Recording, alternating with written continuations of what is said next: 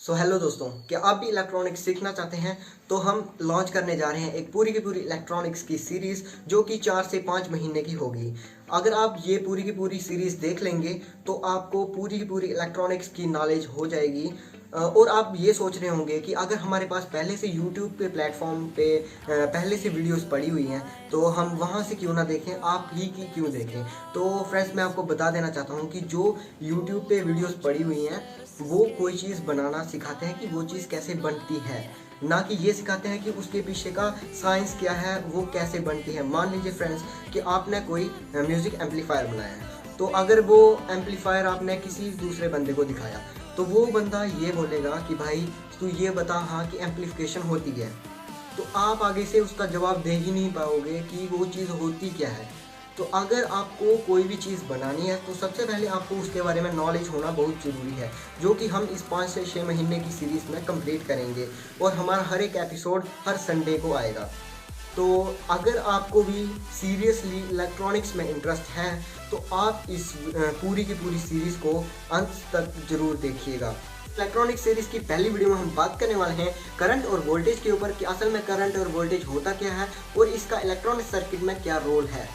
So hello and welcome दोस्तों, मेरा नाम है युवराज और आप देख रहे हैं टेक्निकल यूवी। तो दोस्तों चलिए वीडियो को स्टार्ट करते हैं।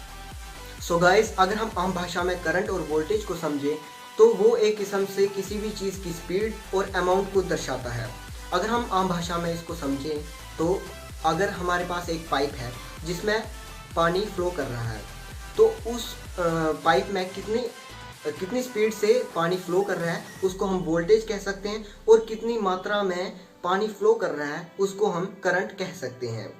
मीन्स अगर हम इन अदर केस देखें तो कितनी स्पीड से कोई भी चीज़ किसी दूसरी चीज़ को पुश कर रही है उसको हम वोल्टेज कह सकते हैं, और कितनी मात्रा में वो चीज़ आगे जा रही है उसको हम करंट बोल सकते हैं फ्रेंड्स। तो अगर हमें इसे इलेक्ट्रॉनिक सर्किट में इस्तेमाल करना हो तो हम इसे कुछ इस तरह से लेंगे।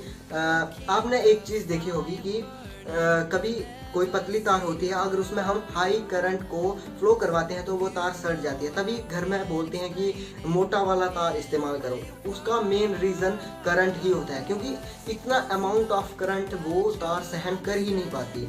हालांकि उस पर लिखा होता है कि 1000 वोल्टेज वो सपोर्ट कर जाएगी। मीन्स इतनी स्पीड से अगर उसमें इलेक्ट्रॉन फ्लो होंगे वो उस चीज़ को झेल जाएगी, लेकिन अगर उसमें काफ़ी ज़्यादा मात्रा में इलेक्ट्रॉन्स मीन्स करंट फ्लो होगा तो वो उसे झेल नहीं पाएगी।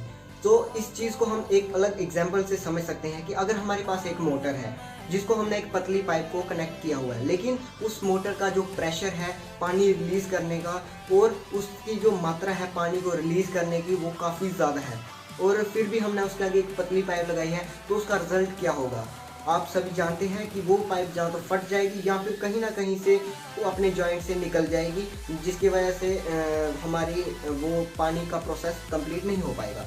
इन अदर केस अगर हमने वहीं पे मोटी वाली पाइप लगाई हुई है तो पानी काफ़ी आराम से जाता है।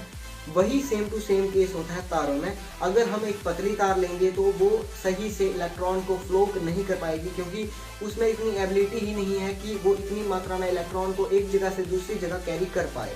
लेकिन इन अदर केस हम देखें, अगर कोई मोटी तार है तो उसमें इतनी एबिलिटी होती है कि वो ज़्यादा अमाउंट में इलेक्ट्रॉन्स को एक जगह से दूसरी जगह कैरी करवा सकती है, और कहीं पे भी हम इलेक्ट्रॉन को फ्लो करवा सकते हैं। तो आज की वीडियो में बस इतना ही था, क्योंकि ये टॉपिक काफ़ी शॉर्ट है, लेकिन जो आगे आपको वीडियोस मिलेंगी वो काफ़ी ज़्यादा लंबी हो सकती हैं, क्योंकि ये जो है हम बेसिक से डिस्कस करने वाले हैं। तो अगर आपको हमारी वीडियोस पसंद आ रही हैं तो इस वीडियो को लाइक कर दें, और अगर हमारे चैनल को सब्सक्राइब भी कर दें, ताकि आपको ये वाली सारी की सारी इलेक्ट्रॉनिक सीरीज़ की वीडियोस मिल जाएं टाइम टू टाइम। और अगर आपका कोई सवाल या सुझाव हो तो हमें कमेंट बॉक्स में ज़रूर बताइए। और अगर आप कोई स्पेसिफिक वीडियो हमसे चाहते हैं तो हमें आप कमेंट बॉक्स में बता सकते हैं। तो आज की वीडियो में बस इतना ही था। तब तक के लिए बोलते रहिए जय हिंद, वंदे मातरम।